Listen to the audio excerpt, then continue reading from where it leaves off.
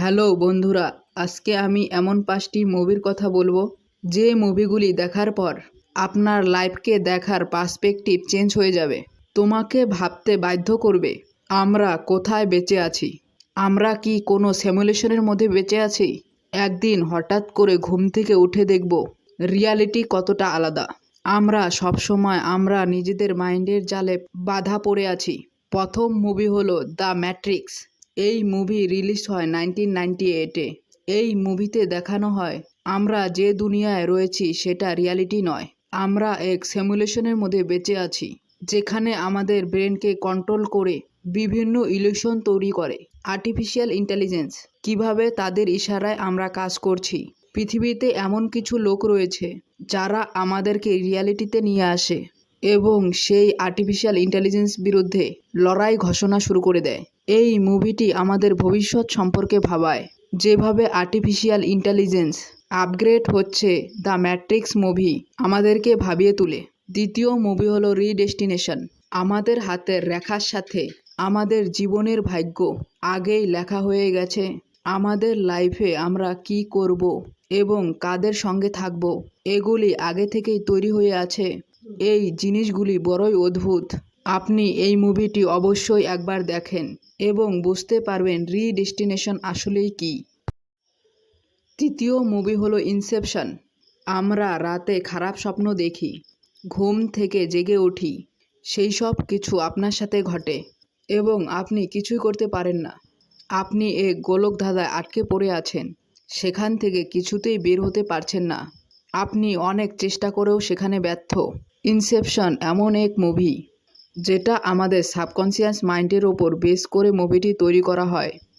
আমরা যখন ঘুমাই অতি সহজেই আমাদেরকে ম্যানিপুলেশন করা সম্ভব। এই মুভিটি স্বপ্নের মধ্যে স্বপ্ন নিয়ে তৈরি করা। এই মুভিটির IMDb রেটিং 10-এর মধ্যে 8, খুবই ভালো রেটিং। এই মুভিটি তোমাদের অবশ্যই দেখা প্রয়োজন। 4 number movie into the wild. আমরা যখন পৃথিবীতে আসি একাই আসি। সময়ের সাথে আমরা অনেক কিছুতে জড়িয়ে পড়ি, অনেক কিছুর সঙ্গে ইমোশনালি অ্যাটাচ হয়ে পড়ি। এটা জেনেও যে এখানে কোনো কিছু পার্মানেন্ট নয়।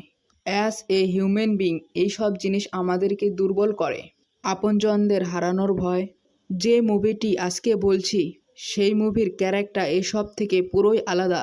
সে তার পড়া কমপ্লিট করে সব কিছু ছেড়ে আলাস্কার জঙ্গলে চলে যায়, কাউকে না জানিয়েই, কোনো প্রিপারেশন ছাড়াই।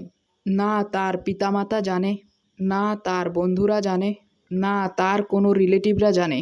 এই মুভির এন্ডিং পুরো হার্টব্রেকিং। এই মুভিটি বায়োগ্রাফির ওপর নির্ভর করে বানানো হয়েছে।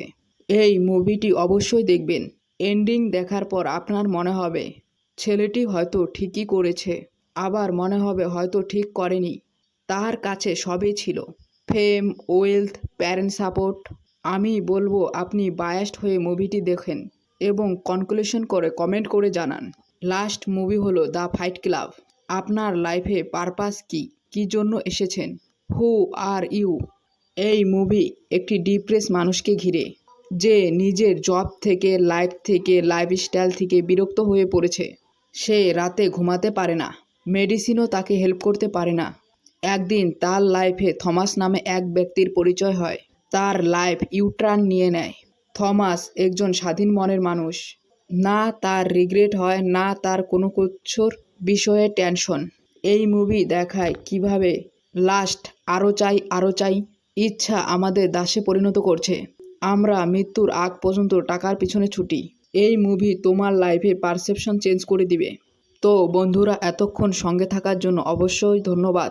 ভিডিওটি ভালো লাগলে অবশ্যই সাবস্ক্রাইব করে দিবেন।